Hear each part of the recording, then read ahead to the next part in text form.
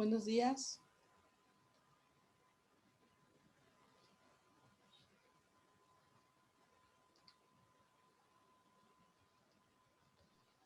Buenos días, maestra. Ahorita en unos momentos comenzamos. Sí, está bien, muchas gracias. Al contrario.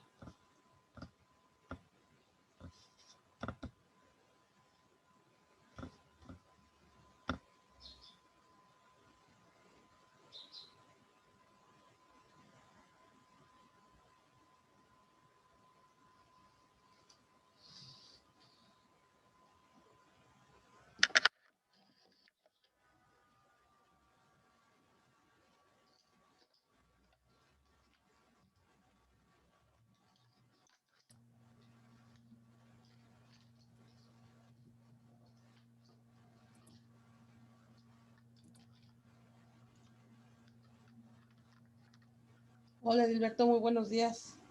Profesora, muy buen día. Bienvenido, bienvenido. Gracias.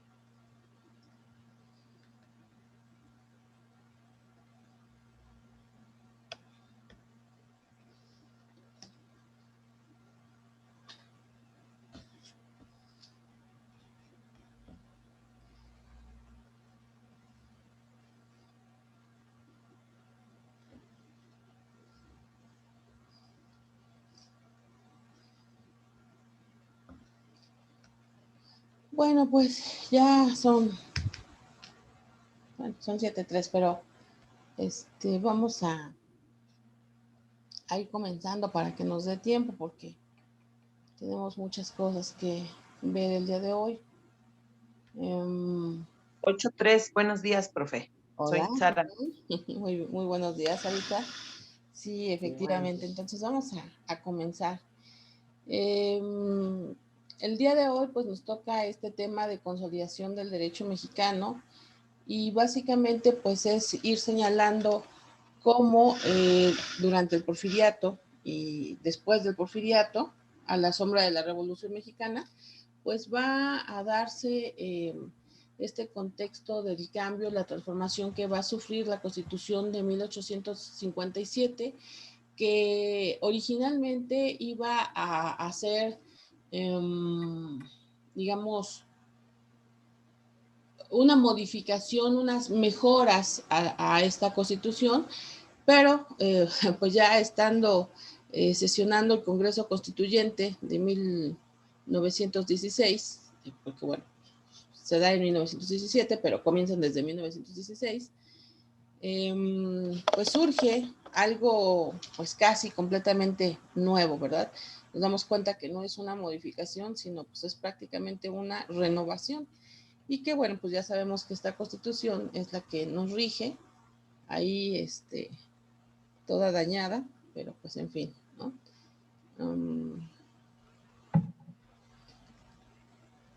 Entonces, vamos a ir haciendo una introducción histórica del momento que nos toca vivir. Nos dice aquí, vamos a hablar precisamente sobre esta Constitución de 1857. Ya hemos dicho que en ella surge o en ella se anida el juicio de amparo, que ya tenía un antecedente en la Constitución de Yucatán de 1856, si no recuerdo mal, ¿no? Dentro de lo que vamos a ir identificando, No, ¿saben qué? A ver, permítanme, creo que me equivoqué. No, voy a cambiar de diapositivas, no, no es esta. Esta es la de la semana pasada.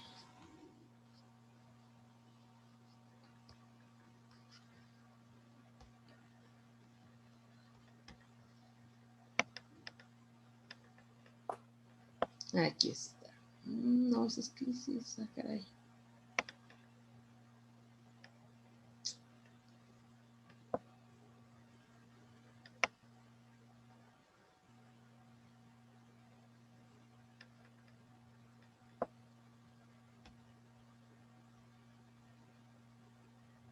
Ahí va, está cargando, ¿eh? Es que hasta ahora la computadora, hasta la computadora tiene flojera.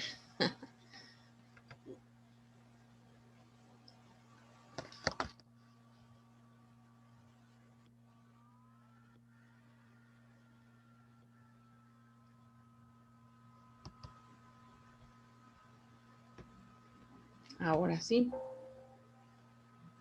Ahora sí. Consolidación del derecho nacional, ahí está. Bien, decíamos entonces, hablábamos de que esta constitución pues va a transformarse fuertemente, pero ¿cuál es el contexto histórico, no? ¿Qué es lo que está sucediendo en ese momento en el país que van a conllevar precisamente a ese tipo de circunstancias? Y bueno, pues vamos a identificar varios factores. Uno de ellos pues tiene obligatoriamente que ser el mismo porfiriato, que ya hemos señalado. Porfirio Díaz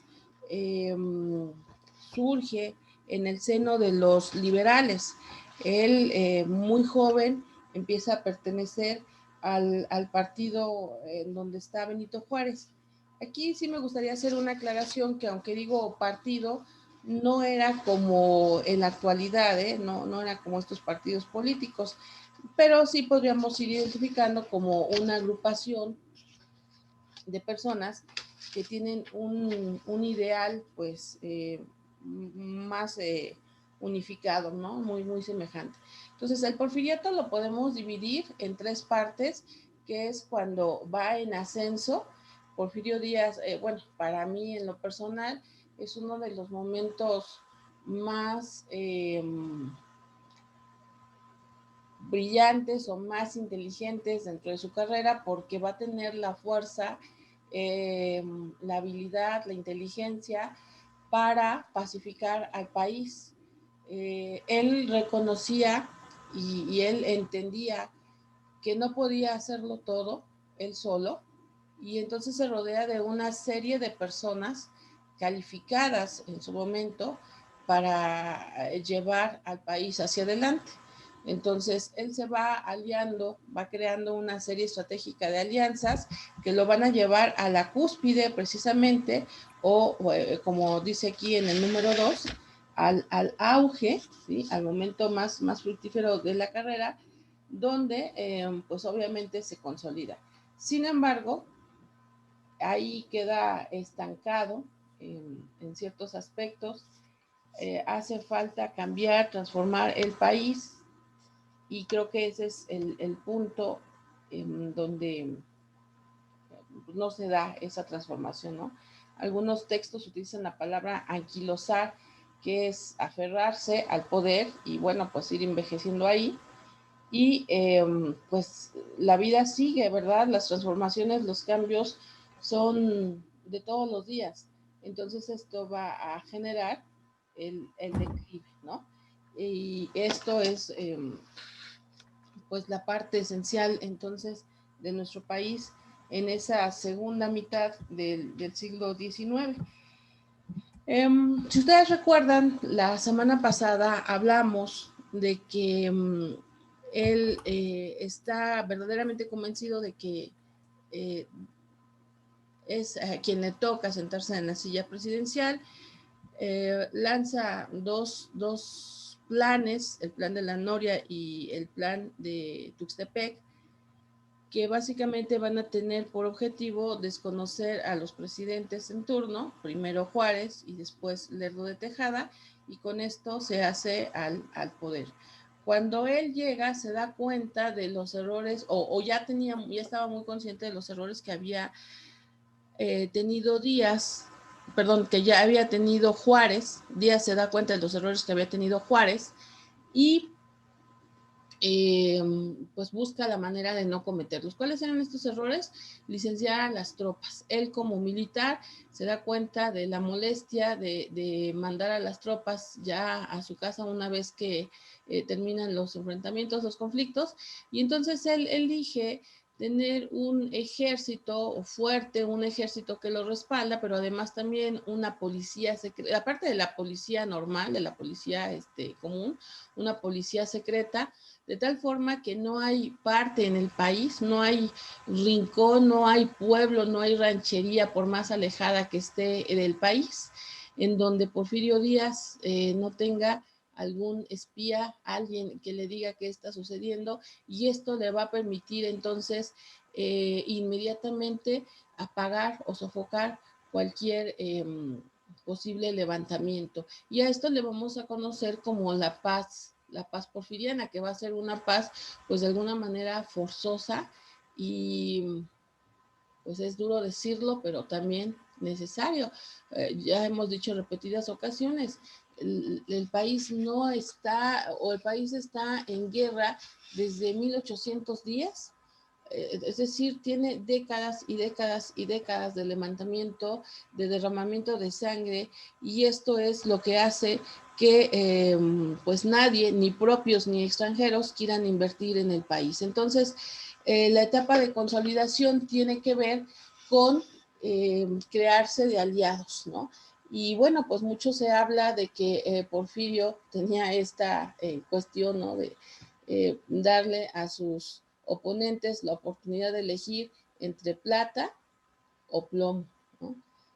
Pues obviamente la plata era una coerción, hacerlos pasar a su bando, es decir, volverse porfiristas, a los juaristas, que aunque Juárez ya había muerto, pues todavía tenía seguidores, a los lerdistas, a los iglesistas y a cualquier otra oposición, por pequeña que fuera, les ofrecía plata para que se pasaran a sus como aliado, y si no, pues entonces estaba la segunda opción, que era plomo, ¿no? Y que bueno, pues obviamente implicaba la desaparición, el asesinato.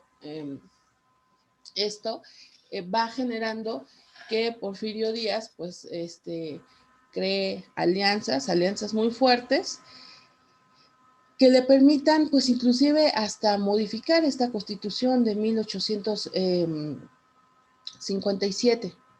Díaz va a estar en el país 34 años, de entre 1877 a 1911, y pues va a ser un momento de fuerte transformación política, pero también económica y por supuesto también transformación social.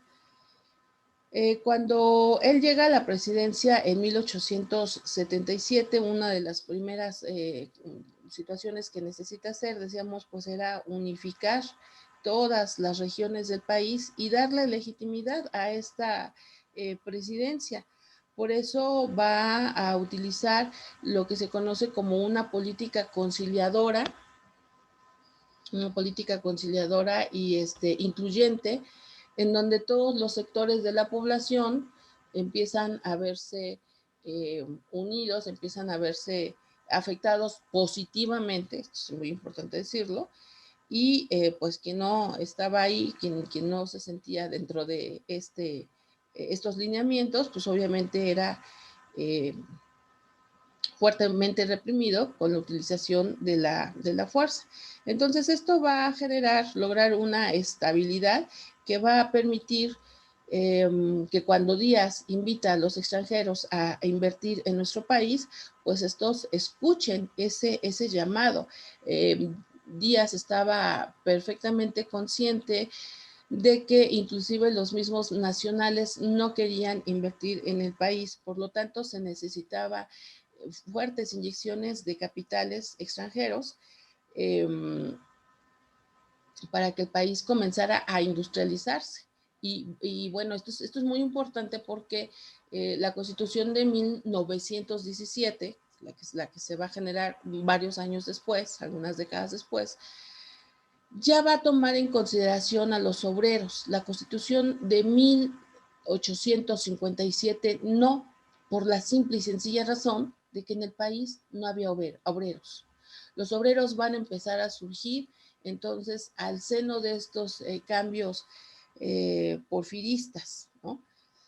Una vez que termina este primer periodo en el gobierno de Díaz, se hace una modificación por parte de la persona que queda en la presidencia, que va a ser González Ortega, su compadre. Él va a hacer unos cambios a la Constitución en donde se establece que la reelección podría estar permitida si hubiera una alternancia en el poder. Y bueno, pues lógicamente él elige quién va a ser esta persona que va a alternar el poder con él. Y bueno, como decía yo hace ratito, pues fue su compadre Manuel González, ¿no? Entonces, Manuel González modifica esta constitución, con lo que entra la posibilidad de que surjan nuevas elecciones. Ya Díaz ha dejado el poder 4 años, como un paréntesis, y pues casualmente es elegido presidente, ¿no? Es ahí en donde va a empezar esta segunda etapa, ya que él ha sido presidente una primera vez, ya que ha puesto a Manuel González en la presidencia, entonces vienen otras elecciones y es ahí donde empieza él ya a perpetuarse, como sabemos, hasta 1911, ¿no? Entonces, este periodo que va a ir de 1880 a 1890 y luego de 1890 a 1908 es lo que se conoce como auge, porque la estabilidad que está alcanzando el país es lo que va a atraer que muchas empresas inglesas, francesas, por supuesto norteamericanas, algunas italianas, algunas alemanas, que Alemania es un nuevo estado que se ha consolidado allá en Europa a partir de 1871, entonces es un país relativamente joven, pero que inmediatamente también empieza a destacar. Entonces llegan aquí y van a darle un crecimiento económico al país, un crecimiento que va a ser un poco como contradictorio porque pues se depende mucho de este capital extranjero. Díaz está propiciando a través de algunas legislaciones beneficios para todas estas empresas extranjeras, como por ejemplo, ya desde ahí viene esta mala costumbre de los empresarios de no pagar impuestos, que bueno, pues a final de cuentas también es lo que hacía la nobleza siglos atrás, ¿no? O sea, los más acaudalados, los más ricos no pagan impuestos y eso pues siempre ha sido así, ¿no? Sabemos que hoy en día pues hay muchas empresas que Hacienda ha demostrado que no pagan impuestos. Bueno, pues esto al menos ya industrialmente en época de la industrialización de nuestro país, pues viene precisamente desde Porfirio Díaz, ¿no? Y yo decía hace ratito, Díaz está consciente de que solo no tiene los conocimientos y las habilidades suficientes para jalar las riendas del país, y esto es algo de reconocerse, y entonces se va a rodear de un grupo de personas cultas, de personas doctas en ciertos temas, a los que se les va a conocer como científicos, ¿no? Estos científicos, pues básicamente eran personas que habían tenido la oportunidad de haberse ido a estudiar a Europa y empaparse de toda la filosofía positivista que está de moda en ese momento en las universidades europeas. Llegan aquí, se les da este mote, se les da este apodo de científicos, porque el positivismo es una doctrina que precisamente señala que todo conocimiento, para que sea válido, debe de ser comprobable, que es algo que hoy en día pues prevalece en la ciencia. Yo no puedo postular ninguna idea si no puede ser comprobable en todo momento, ¿no? Entonces esas ideas están en boga en ese momento en Europa. Las universidades, por supuesto, que las adoptan, y los mexicanos que se van a cultivar, que se van a formar en Europa, regresan a México, tienen todas estas ideas, y Díaz los acerca adentro de su núcleo más íntimo, precisamente para que le ayuden a gobernar. Entonces, pues aquí empiezan a darse algunas alianzas, ¿no? Entre este grupo, que va a ser reconocido así como el grupo de los científicos. Es muy importante que lo recuerden porque se menciona mucho en cualquier texto de historia que toque o que hable del porfiriato, ¿no? Entonces, esto lo que va a traer como consecuencia es que se le van a formar dos grupos de adhesión a Porfirio.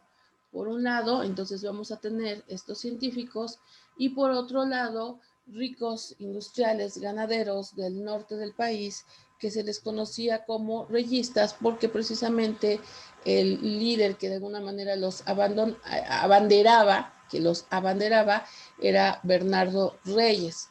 Entonces eran como el contrapeso para los científicos. Estos dos grupos, de una manera y de otra manera, cada uno, pues van a impulsar el desarrollo del país durante este periodo porfirista. Sin embargo, bueno, hay puntos importantes, hay puntos estratégicos que van a traer este porfiriato. Se habla de que en ese momento el país pues tiene avances en cuanto a generar infraestructura para las comunicaciones. Ya empiezan a crearse las primeras líneas de ferrocarriles, auspiciadas por una parte con capital mexicano, para beneficio de los norteamericanos. Eso es importante señalar. Otro tipo de comunicaciones, se empiezan a introducir ya líneas telefónicas y líneas telegráficas, que lógicamente pues esto va como resultado mayor, pues ahora hoy en día se dice conectividad, ¿verdad? Mayor conectividad entre las diferentes áreas del país. Y al margen de toda esta bonanza, pues también se va a ir viendo que pues quien tiene empieza a tener más, como casi siempre sucede. Y pues los que no tienen, los pobres, se van haciendo más pobres. Sin embargo, sí me gustaría señalar que no es tanto esa situación el detonante de la Revolución Mexicana, ¿no? Porque también siempre nos han vendido esta cuestión de que la revolución surge a raíz de la pobreza que está surgiendo, y no exactamente.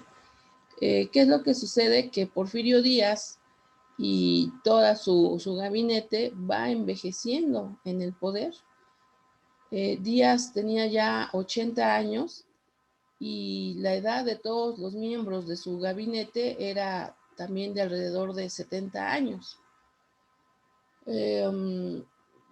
todos estos gobernadores, presidentes municipales, vamos, las personas que estaban al frente del poder, habían sido colocadas ahí por el mismo Díaz, y era él, aunque se presentaban elecciones, era él quien determinaba pues quién se ponía en un puesto y a quién había que quitar. Decía yo, gobernadores, magistrados, diputados, senadores, absolutamente todos esos puestos eran personas colocadas directamente por el mismo Díaz, y esto traía como inconveniencia que las nuevas generaciones, los jóvenes de 40 años, sí, obviamente si lo comparamos con alguien de 80, pues sí son jóvenes, ¿verdad? Bueno, los jóvenes de 40 años, de 35 años, no veían la posibilidad de tener un lugar dentro de toda la jerarquía porfiriana. Entonces son estos jóvenes clase medieros, esto sí es muy importante, estos jóvenes de clase media, estos jóvenes que no tienen cabida dentro del gabinete porfiriano, pues son los que van a empezar a buscar que Díaz se mueva, ¿no?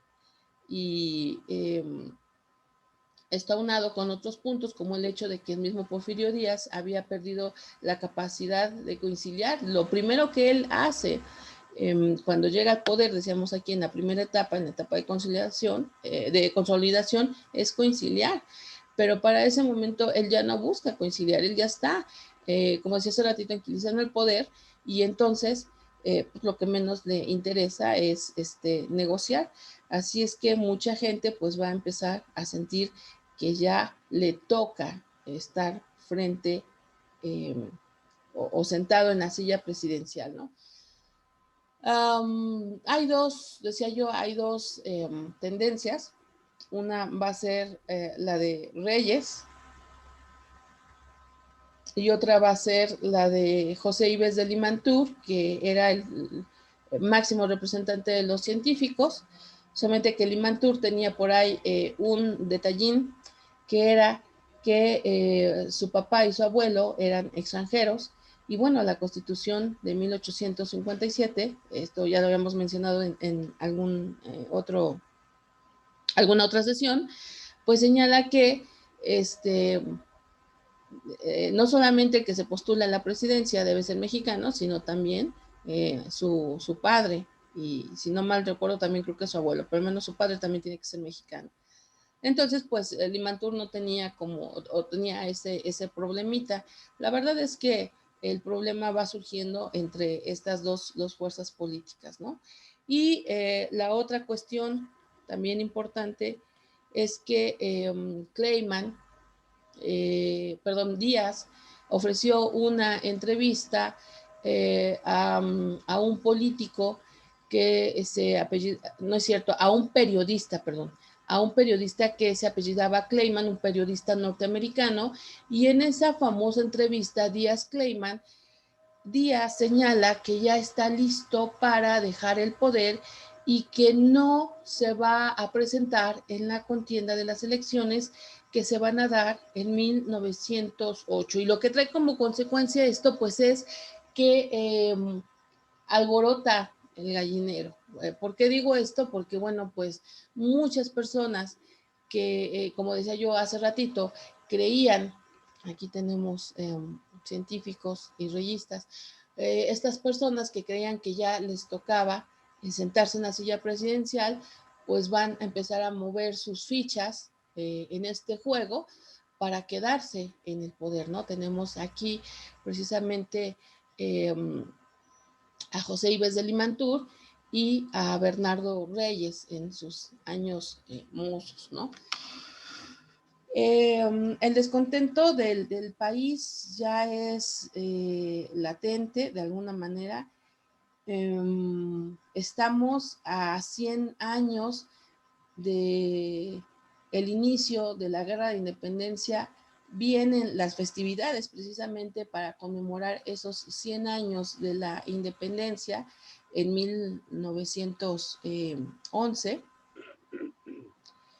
Y el país, pues, aparenta una estabilidad que finalmente, pues, se va a demostrar que no era así, ¿no? Está ya un levantamiento armado encabezado por Francisco I. Madero.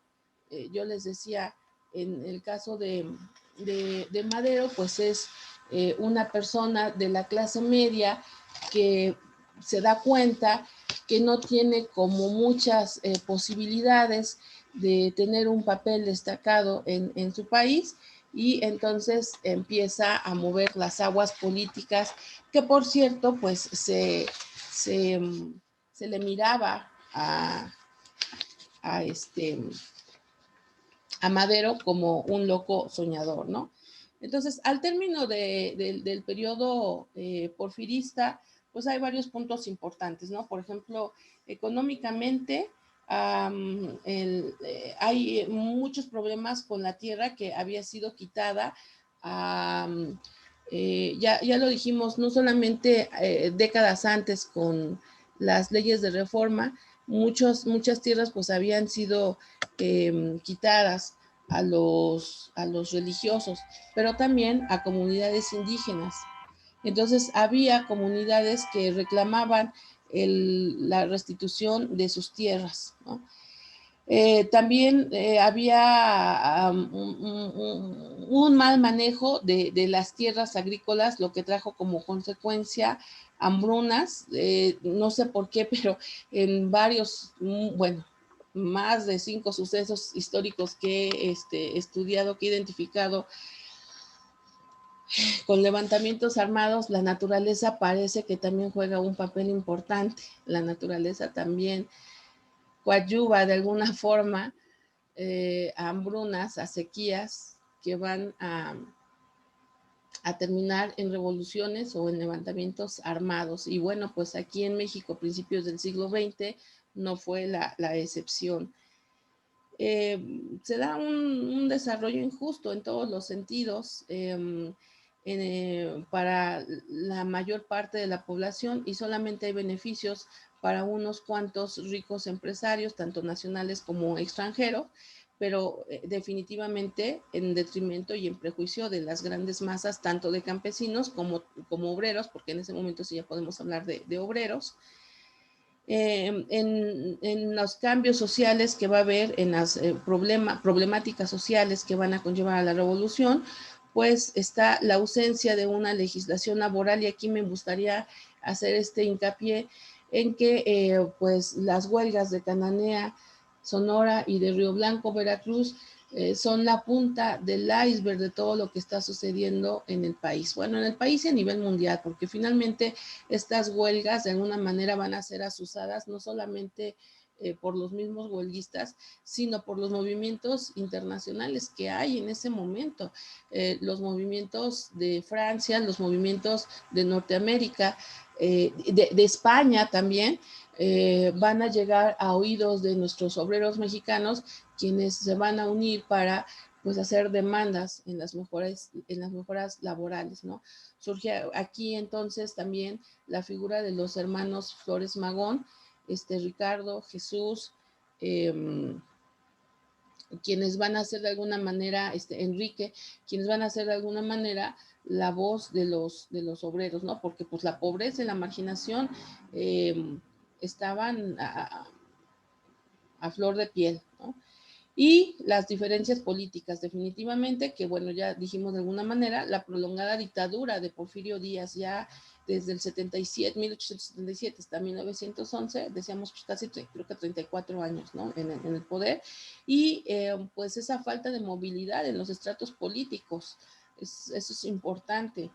Las mismas pugnas entre científicos y reyistas, esto también implica de alguna manera una fragmentación del poder de Díaz, y que pues la clase dominante estaba dada por latifundistas, personas que para ese momento ya tenían grandes extensiones de tierra. Fíjense ustedes, yo he venido diciéndoles cómo las leyes de reforma pues tuvieron un punto negativo, un punto oscuro, porque de ser latifundios de corte religioso, ya sabemos que pertenecían a la Iglesia Católica, todas estas grandes extensiones de tierra ahora van a pasar, pero a manos de civiles, que con el paso de estas décadas en donde Porfirio Díaz se queda en el poder, pues ellos se van haciendo cada vez más y más poderosos y dominando a las clases más pobres del país. Entonces todo esto hay que irlo entendiendo. Las huelgas, decía yo, de Cananea y de Río Blanco son de alguna manera también la mecha del polvorín de lo que está por venir, ¿no? Y también, bueno, pues hay que señalar la concientización de los diferentes sectores para, pues, arrebatar el poder, sobre todo cuando, bueno, yo les decía, esta entrevista Díaz Kleiman, en donde él Porfirio señala que ya no se va a postular, pero que creen que llega precisamente el poder y, perdón, que llegan las elecciones y resulta que sí se va a postular, ¿no? Y esto pues obviamente trae un desencanto por parte de muchos sectores porque pues decía, ya muchos, permítame tantito.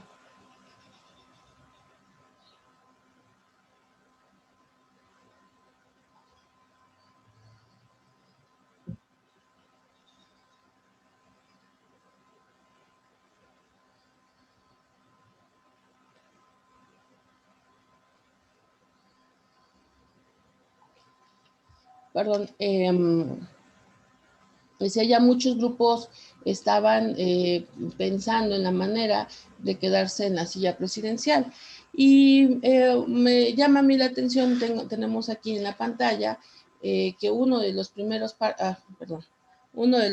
partidos que van a surgir es el llamado programa, bueno, el partido liberal, ¿no? Es el partido liberal, que va a tener un programa bastante interesante. Ahorita que vean la clase grabada, van a darse cuenta de ello. Este partido liberal va a postular algunas peticiones que finalmente sí se van a consolidar en la Constitución de 1917. Cosas que ahorita nos parecen bastante normales. En ese momento, en verdad, créanme que eran lo más atrevido, lo más vanguardista, es más, hasta lo más loco, vamos a utilizar ese adjetivo, porque pues ni soñando se pensaba en una situación como lo que el Partido Liberal pedía, ¿no? Ya como herencia de las fábricas europeas, pues teníamos jornadas laborales bastante extensas. Entonces, el Partido Liberal aquí en México va a solicitar la prohibición del trabajo para menores de 14 años, ¿no? Por ejemplo. Bueno, imagínense, pues es que el trabajo obrero, la mano obrera infantil era lo que más se pedía. Entonces aquí ellos piden que se prohíba el trabajo a menores de 14 años. La obligación de los patrones, de mejorar las condiciones higiénicas y de seguridad y también de brindar alojamiento a sus empleados. Cuando ellos sufrieran algún accidente, pues lo que es protección económica y de salud.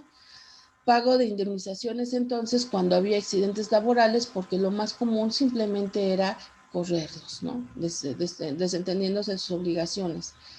El pago de salarios en efectivo y supresión de las tiendas de raya, porque ya muchos, tanto patrones en haciendas como en fábricas, se les hacía